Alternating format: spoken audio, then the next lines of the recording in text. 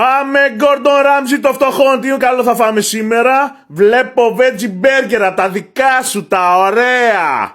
Όποιος δεν ξέρει τι είναι αυτά τα veggie burger μπορεί να ανατρέξει 2-3 επεισόδια πιο πριν που έχουμε κάνει με τον Gordon Ramsay το φτωχόν, που δείχνει πως τα φτιάχνει. Στην ουσία είναι το εσωτερικό που έχει το στομάχι της αγελάδας, το μαριναρισμένο έτσι όπως είναι η κοπριά, την πλάθει και την κάνει veggie burger. Είναι vegan burger, δεν έχει καν τυρί μέσα. Κοπριά μπόλικη, αλλά τυρί όχι.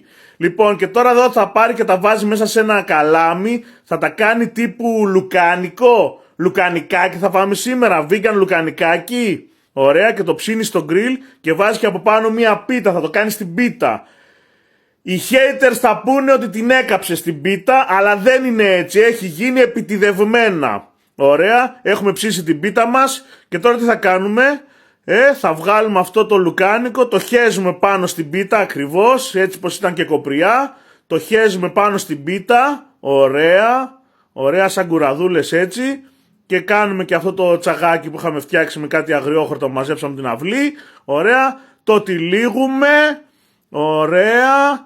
Και το τρώμε συνδυαστικά με το υπέροχο τσαγάκι μας. Πολύ ωραίο, γευστικό, vegan.